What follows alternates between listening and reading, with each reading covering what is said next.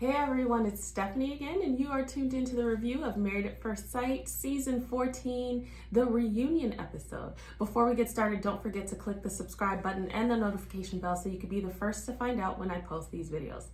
All right, guys, if you have been here before, then you know that this is my handsome husband, who is my special guest, Edmund. Thank you all for having me. It's been a minute, but I'm glad to be here. Yes, and if you guys haven't been before, this is my husband Edmund, and he jumps in on the reviews a couple of times, or maybe 2 or 3 times throughout the season, but his new schedule has been very busy, so he hasn't had a chance to, so I thought this would be a great episode for you to jump in and let everybody know what you thought of Boston. So let's kick it off. This week was the reunion, so we'll jump into that, but what did you think about the Boston season, babe? Just to be quick, I think it was bogus. I mean, but I will say it was tough to watch. However, I think if we could sum it up, I would say that this season showed what it looks like when people are willing to be accountable and have growth, and the lack thereof. Okay. So let me ask you what you mean by that. Who are you talking about? So Elijah, number one, okay, right? I tell people all the time, accountability is a space where transformation can happen. Right. He wasn't perfect. He came from where he came from. But when he looks at himself and he self-reflects, he notices things that he needs to work on and grow. Mm-hmm. Other people, not so much. Specifically, Lindsey and I forgot her Mark? name. No, Noe? Well, okay. Noe is just childish, but the other one. Jasmina? Well, I was talking about all the right, other well, one. let's just jump. I was talking about the Alyssa. Was that her name? Oh, Alyssa. Yeah, that was, just no accountability. Okay. So let's just jump in because, this was the reunion episode. I really don't know why they had Alyssa and Chris there. I think it was just contractually because they weren't together. So, I guess because I have such a disdain for Alyssa, I'm like, why does she get more camera time? Because that's not what I want to see on my screen. There was still no accountability there with her. I feel bad for Chris, but Chris seems to be in like a better place. So I'm happy about that. So all the couples stayed together. You guys, thank you for telling me that this wasn't the first sweep. I completely forgot. It just didn't register. So it wasn't the first sweep of all the couples staying together. However, we find out that some of them are not together. So let's kick it off with Katina and Elijah, who stayed together on decision day. And then currently they're still together in terms of the reunion episode, at least part 1. And then Elijah kind of, I would say, proposed because they didn't get a chance to do that, and gave her a ring. I will say that, listen, from what I'm seeing, like, you guys know that I was not team Elijah because of the way that he presented, the way that I felt like he talked down to her. I felt like he didn't have like any good male mentors, not the ones telling him the right thing anyways. And he had just like an archaic, like arrogant way of speaking to her that I felt like would not last long. What I love, and I'm just going to go based on what I saw, because a lot of people may say, oh, well, this might not be real, or he may be just putting on for TV. We can only go based on what we saw. I love seeing Elijah feel a way about himself enough to be like, yikes, like that was not a good look. A lot of times we cannot see outside of ourselves. Most of the time you can't, which is why a third party is so important, because they can see around you. You can't see around you. And I always say that marriage is a mirror. So there's some things that do not show up, no matter how prepared or how well versed you think or how ready you are to get married. There's some stuff that only shows up in the situation. So he was able to be in the situation, see himself in a light that he didn't really like, see how that was not conducive to any type of relationship or the relationship that he wanted, and then take a step back and say, man, like, although some of those things are still important to me, and I did say it's okay that he wanted somebody who can cook and somebody more domesticated. Absolutely, it was the way that he went about it. I'm so glad to see, like, the Elijah that I saw part 1 in this reunion, I enjoyed, because that was somebody taking accountability. That was somebody saying, okay, the way that I said it or the way that I did it was not the right way. I've learned from that. I want to do better. And I'm grateful for this person sticking around long enough for me to get better. And Kevin mentioned that. He said, it's not easy. These relationships aren't easy. Relationships in general aren't easy. And sometimes we're quick to just say, okay, forget it. This person doesn't do this, so I'm out. But that really isn't conducive to like any type of sustainable relationship, because if they don't have something, they'll have another thing. Yeah. So I really enjoyed seeing his accountability, and I enjoyed seeing them together in a way that I had not enjoyed seeing them together throughout the entire season. What do you think, babe? I would say I like the fact that he, I say it again, he looks at himself as somebody that can grow, you know? And I said it to you early. I was like, he's going to be all right. He just needs a mentor. He's the same person. People say, oh, it's not a different person. If you think about the traits that make him who he is, it's the same traits that's making him who he's now become. He works hard at things. He works out all the time. He pushes himself. He pushes other people. He's very go-getter type of mentality. However, he has to learn to take who he used to be or where he grew up and leave the parts that don't serve him now and keep the parts that do. Coming from Detroit, I can definitely relate to, hell, I didn't even smile in pictures when I was younger. I didn't hold hands, none of that stuff. It was, couldn't look weak, right? So, but that doesn't go long term. Right. And I think, I would say Katina reminds me of, like, she has that old grandma spirit. Like, they look like they're like a really young old couple. Because she has that, I'm paying no attention to him. And it takes a lot of grace to be like that. It does. And it takes a lot of toeing the line between where is grace stop and where is a boundary. Yeah, that's a better word for what I was going to say. A boundary so that you don't get taken advantage of or you're not just some like doormat. Right. So I think she's learning how to do that. And I think she gets at him privately. I think she gets on him a little bit. Yeah. But I would say they have what it takes because he wants to become better. Yeah. And so does she. Yeah. So I think that the two of them, and like you said, it's like a fish. A fish doesn't see the water that they're swimming in. Some fish don't even know that land exists. He didn't even know that there's a thing called grace. There's a thing called subtleness, that finesse in the way you speak to people. He was thinking, oh, I'm just being real. Oh, I'm being honest. And with relationships and marriages, a lot of times your family and friends, you can have this love it or leave it attitude with them because they're not going to leave it. You know, your family's not going to leave it. Your family, chances are, will take it, and friends most often will kind of take you for who you are because they know that they don't really have to deal with you in a way that really is going to get in the way of their life. But your spouse does. So when you have someone that you want to hold on to, that is important, that you fear losing, that is important enough for you to make those changes, that might be the push to say, okay, this is not acceptable anymore. I value this person in my life, the life that we're building together, to be able to make these changes, and that's what ends up doing it.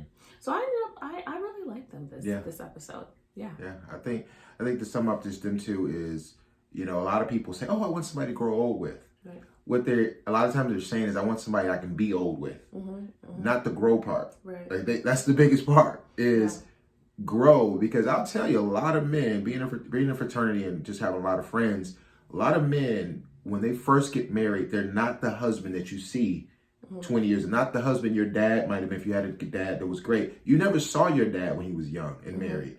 You saw the polished version, show whatever version you saw. So I think growing old really is important when you have somebody that's willing to grow. Yeah. That can take us to the next, whoever you want to take us to. That's great. Let's jump into Steve and Noi, okay? So I really, listen, you guys know, Noi annoyed me that was my little script with Noi. She annoyed me this whole season, most of the season, but I did still root for them. I still thought they were the most organic couple, like they could have met at a kickback or at a housewarming or something. I really felt like they have something that could be sustainable long term. Towards the end, because we kept dealing with the Steve money thing, and after a while, like it was kind of like my take on it was he just needs to like explain his plan to her. And then towards the end, because I didn't think he was like broke, or I didn't think him not having a traditional job was a problem, but it was like the lack of maybe the communication of the plan, and that was my issue with Steve. But I felt like he was really mature. I feel like towards the end of the season, that just became his script. Like he was the broke guy, and so they had to keep that casting because it was hard to believe that they didn't have this conversation behind the scenes or something to kind of like wrap up this dialogue. But I'm happy to see them together. I'm happy to see that, Noi has become more flexible, like, because that 3 kids, no matter what, even with logical thoughts about, hey, let's be flexible about 2, that was ridiculous to me. So I was glad to see that she has become more flexible, and I'm glad to see that they're kind of future planning and talking about, hey, in a year, we might have kids and they're open to this. And I'm glad to see that they obviously put the conversation about money to bed so that they know that they're both in a safe place. And they just look genuinely happy together. So it was good to see that. What do you think, babe? Well, remember the first time they brought up money? Right at the commercial, I was like, he's got money. Right. I was like, always say that. I was like, he's a vagabond. I was like, he was a software engineer, right? Yeah. That's where crypto and Bitcoin started. Mm-hmm. Every software engineer I know has Bitcoin and we started in 2014. So if you're never around that type of energy, though, you don't even know how to act around it. Right. Because people with money don't have jobs. Typically, I mean, they have they might, but most of them are investors or business owners, which is technically a job or whatever. But I knew that he was sitting on some crypto. I knew it. Mm-hmm. And so the fact is, I don't think he wanted everybody in the world, especially those 3-letter agencies, to know what he's got going on. Like, I wouldn't want to disclose all that either, especially in the crypto world. So I think he just wanted to see, would she love me for me? He was doing a Prince Hakeem. He was coming from Zamunda, like, I got it. Would she love me for me? However, you can't do that without giving her a plan, or at least he could have said, look, we're good on money. We're good. And here's the plan. But he wanted to say, hey, I got this coin and I want to talk to you and see what the plan is for, do you want to open a store? Do you want to do this? If that's the energy I got, where do you want to live? Because literally we can go and do whatever. Yeah, I think. But he didn't lead. Yeah. He just kind of sat there. Yeah, he wasn't clear, because for me, if we're signing up to be married at first sight, lay all your cards on the table. That for me is more traditional. Like, you might be super wealthy, but you meet somebody at a bar or at an event and you don't want to tell them up front because you want to get to know them. But if we're getting married at first sight, lay all your cards on the table. Like, lay your bank statement on the table, lay everything, because she's coming from poverty. Yeah. So she's highly triggered. And it's like, if we're going to do such a major life thing here, then there's no need to disguise. And I don't know if he really communicated. Well, I do know he didn't really communicate that as well. But then, like I said, towards the end, I'm like, I know they've had this conversation too, It just felt like so curated. Like, Steve is gonna be the broke, jobless guy, and then that's it. Unemployed. Yeah. Who cares? Yeah. Another thing I love seeing about them is that they're both in counseling. So just because they made it through the 8 weeks, 8 weeks is a summer, okay? Yeah. So that's no time at all. Yeah. Just because they made it through the 8 weeks doesn't mean that they are good to go. There's so much uncovering of themselves, both individually and together, that they have not gone through because there just hasn't had time. So I love that they're doing that to foster better communication, because effective communication is going to be the thing that sustains their relationship. Not just communication, but effective communication and tools. And that's going to help them grow together. And then when you start tossing in these variables, a baby, okay, that's fun, but that's stressful. Because guess what? You're not sleeping. And no one is a great person when they're not sleeping. Jeez. So, Man. He will be 2. We have a lot of you guys know. His name is Cinco. Well, nickname is Cinco. Never seen that much power in a 2-foot person. I know. That is the 4th, so he's the 5th. So we call him Cinco. But you toss in this variable that is the most.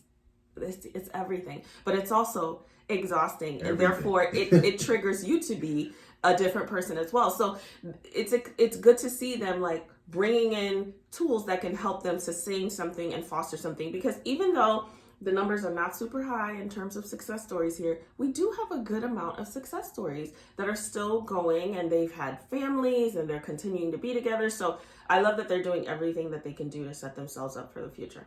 Well, I mean, in defense of Noi and the show, I will say that in today's world, it's not a high success rate anyway. Or, I mean, it is what it is. Mm-hmm. But to have your marriage thrown in and on TV for 8 weeks with social media, that's a tough deal for anybody. Mm-hmm.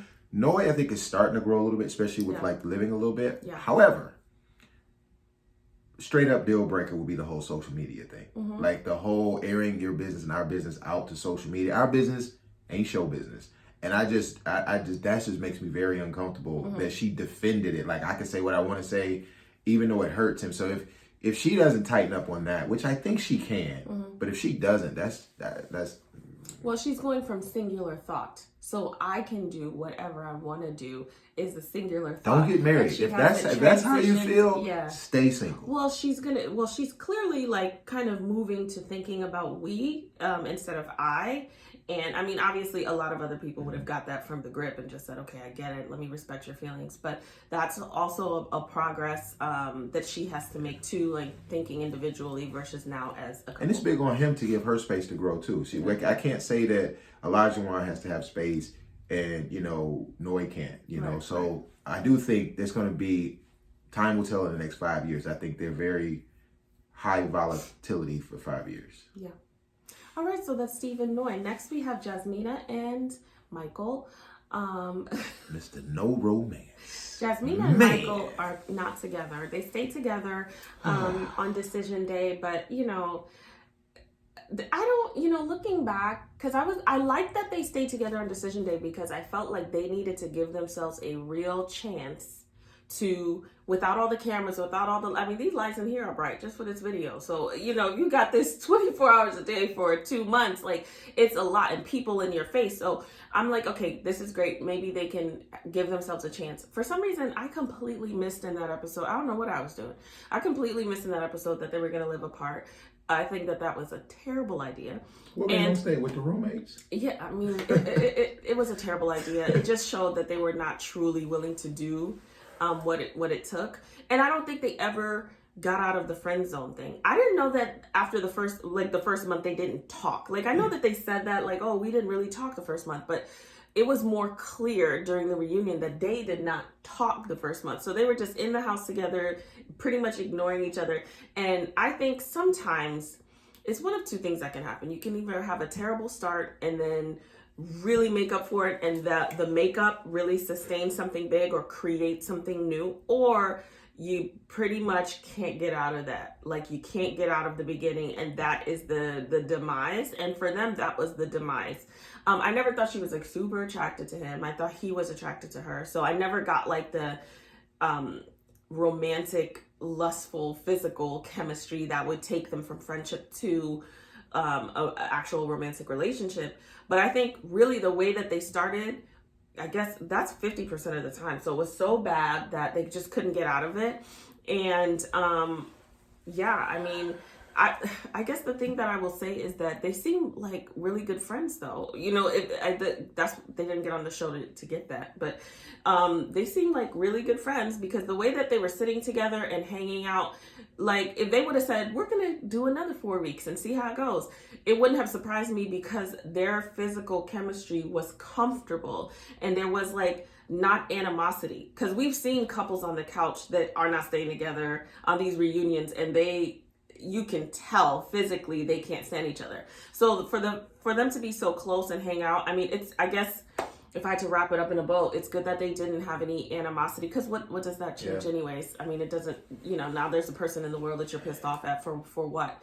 And they probably will, be good friends outside of this, and hopefully they find someone else. I definitely think Michael has a lot of room to grow. First of all, they have a lot of room to grow.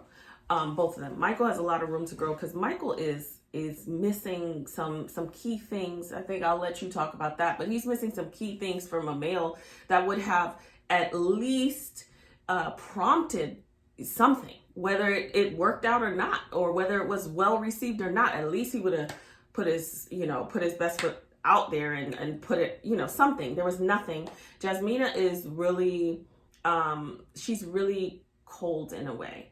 And I think that's a protective thing for her. If you know her background, you've been watching the show, that served her. And that's the thing with character defects, the things that are not necessarily the best in relationships somehow serve us in different areas. So if I am very type A and very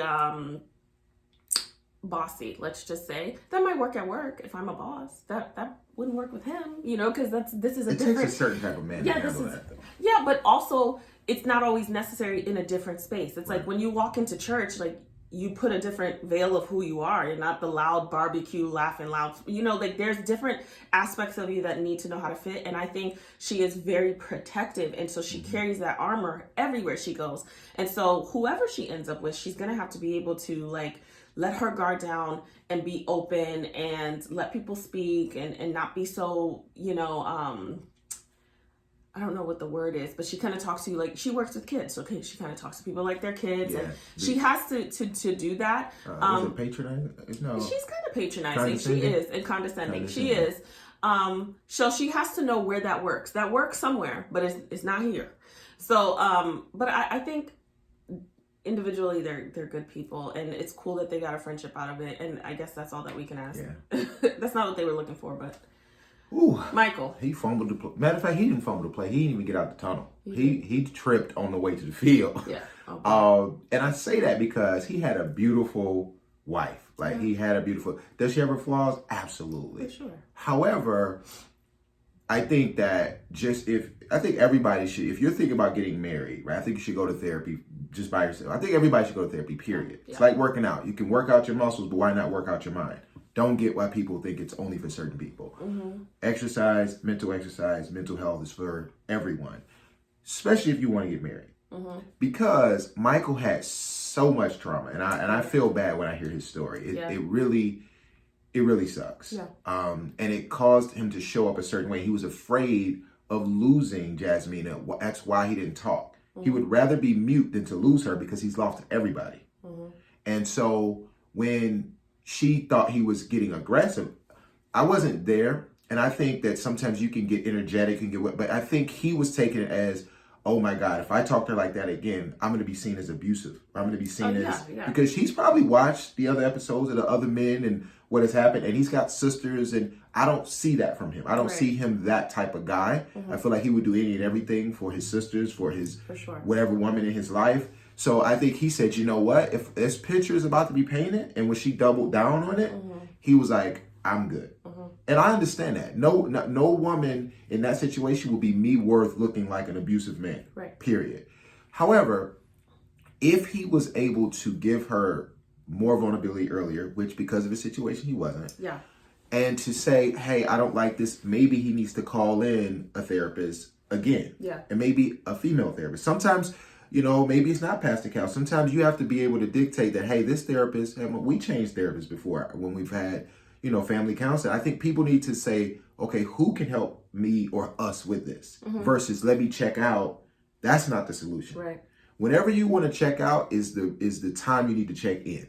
It's like the only way out is through. So I think that what he could have done, what Jasmina really needed was vulnerability first. Yeah. She wasn't going to give it. Right. Full transparency. Give me your flaws. You know, men, you know, give the woman that you feel is going to be the one. Give her your soft spots. Give her your weaknesses. Give her how she can hurt you, because that allows her to do the same. You know, tell her what your fears are. And then, me find which words I want to use. Yes, please keep it clean. Jasmina needed a good physical exercise to really relax some of that stress. What does that even mean, baby? Listen. You know what it means. You know, she needed a good massage. No, that massage. You know what I mean? God. You know, no, listen. I know she wasn't, but she still needs it. But however, before you can get to that, a man can't put himself in even if she says, "Oh, I'm taking my time." You got to do little things. My sisters taught me this. You got to do little things to stay out of the friend zone. Right. Let her know that. Let her know that she can get it. Yeah, absolutely. She has to know that. She can't know that I can sit next to him and I'm fine. Yeah, you're fine. And what I told you, he should have done. He should have did that. You know, did something romantic. And so when I say she needed a good physical, it doesn't mean that. She needed some intimacy. Yeah. Some bubble bath, or at least a compliment. Yeah, they talked about like her never hearing that. And he's like, nah, I don't think and he doubled down on it. I don't think because she doesn't want it. What are you talking about? You know. She needed a man that has an edge that'll say something like, baby, I got you. Right. I got this. Pull her up against the wall. She said she don't want to kiss, but get that close. The stuff you see on the movies, you know what I mean? I'm about to do it to you. But You know what I mean? That look. What kind of video is this about? Yeah, that manly, like, I'm here, he's got the build, you know what I mean? He could have just got wrapped her in his arms, held her tight, and was like, oh, I forgot you. And if she would have said no, but then he could But he have doesn't even, no, he doesn't even, you don't even make a move. See, that's no, the I'm thing. just saying, but if she would have pushed him away, at least he would have said, yeah. Here are the but things he doesn't that go I've done. all the way into the kiss. Yeah, You get close, kind of that look like, you with it? No, yes, maybe, you know? And if it's not, then you just back away and be like, you know what, my bad, you just so fine. I just had to let you know that you can get it. So she like, okay, but not, I'm just going to stay in my corner until she come. I mean, well, a lot of people said that she wasn't open to that, and that's why, because it could have gone a different way. So when in doubt, whip out. Okay, moving on. Okay. I had to read the temperature, drop the towel. You came out the shower. All right. Okay. Okay. Last but not least is Lindsey and Mark. Mark. You want to talk about a couple who has real animosity. I mean, and Lindsey stayed true to herself. Lindsey has pros, okay? She does have pros, but man, does she have a lot of cons. Like, she stayed true to herself to the very end in terms of digging and being nasty and just, I don't know, like when you say hurt people, she's a great example of that, because she didn't get what she needed from Mark. You wouldn't be the first person on the show not to do that, not to get what you needed. She was super nasty about it, throwing out insults. You know, they have these arguments. You never get the full story from Lindsey, and Mark even said that. Like, here are the things that happened, and then it got to this. You get like a better picture from Mark. Never get a full story from Lindsey. And I'm not saying that some of the stuff that she said about Mark throughout the season isn't valid. It's the way that she went about it and how nasty she gets when she's hurt. You know, even on the reunion, calling him, he's saying he's not intelligent and all these things. Like, it didn't have to get there. It really didn't have to get there. I don't think they're right for each other, even on a basic level. Like, because she's adventurous and Mark was asking what salsa is. You know, like, what's this? You know, like, they're not gonna live the same life. Mark, I feel like, could stay in Boston for the rest of his life. And she wants to be in Costa Rica feeding monkeys. Like, there's some stuff fundamentally that I don't think would work with them. I feel like there's some stuff that could work if they did their inner work and were able to be like heal and whole before getting together and kind of taking each other's stuff on. But it was I won't say it's sad to watch because I wasn't like moved by anything, but it just was unfortunate to see how nasty it had to get. And that was mostly on Lindsey's part, because we could see how frustrated Mark was. And Mark had some valid concerns, but he just doesn't get like that. And I think she is going to be real hard pressed for a man to stick around, because the way that she is, for me, how you do some things is how you do all things. So the way that you're showing up when you're hurt is not going to go away because you're with these engineers that you're now dating in Palo Alto, or a more intelligent man, because when you are triggered, you go to autopilot. And until you really work on those things and learn tools to change your responses, then that autopilot is going to come out no matter who you're in front of. So it's going to, who she is right now and the way that she responds when she is triggered or hurt, is going to get in the way of relationships, no matter where she goes. Like, wherever you go, there you are. So you move to San Francisco, you're there, girl. Okay? Boston Lindsey is in San Francisco. And that's gonna be a problem. It was just unfortunate because it didn't have to get so nasty. It really didn't. Yeah. And I don't know. I really don't know what else to say about them. I knew they weren't going to stay together, though. I was surprised that they stayed together for Decision Day, because I felt like there were more cons than pros of their relationship as we have seen it this season. But I knew that they weren't going to last, because it was just too much ugliness, too much, like low blows, and it just wasn't worth any more time. So I hope they find what they're looking for after really working on themselves, because they have a lot of trauma too. Individually, they both have a lot of stuff going on. And then both of that was like, both of them compounded a lot of that stuff in the marriage. So I don't think that they need to run out and go find someone immediately. I think they need to do the work, do the self-work, and hopefully find somebody like when you're in the space to keep that person. Yeah. I mean, Lindsey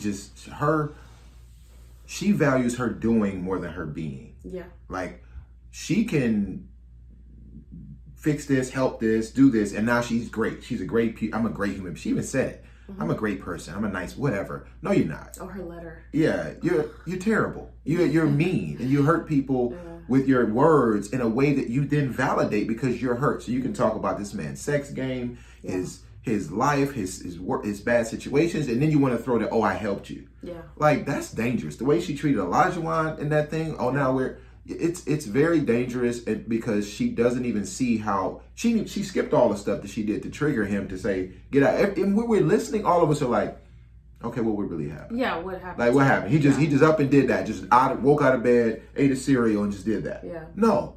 And so, but Mark has to heal fully the loss. I mean, his mom's situation, it's like he's looking for another mom, looking for the love he had at his same home, at his whole. It's like he's trying to fill this void, insert woman here, not necessarily build a new life with another person. So I think he needs, help on that and to be a little bit more open. Mark isn't perfect, but he isn't cruel. Yeah. And that's what makes people don't even focus on Mark because of the cruelty and the abusive words. If Lindsey was a man talking that way to a woman, we would have been calling abuse. We would have been calling verbal abuse in a way that's different. Talking about her womanhood and fertility and things like that. Like, that's very, very, you can't come back from that. No. I'm glad they didn't stay together. So that is it for part 1 of the reunion. I'll be back for part 2. But as always, thank you guys for watching. Let us know what you thought in the comments. Don't forget to subscribe. And we'll see you guys next week. Everyone have a wonderful weekend. Ciao.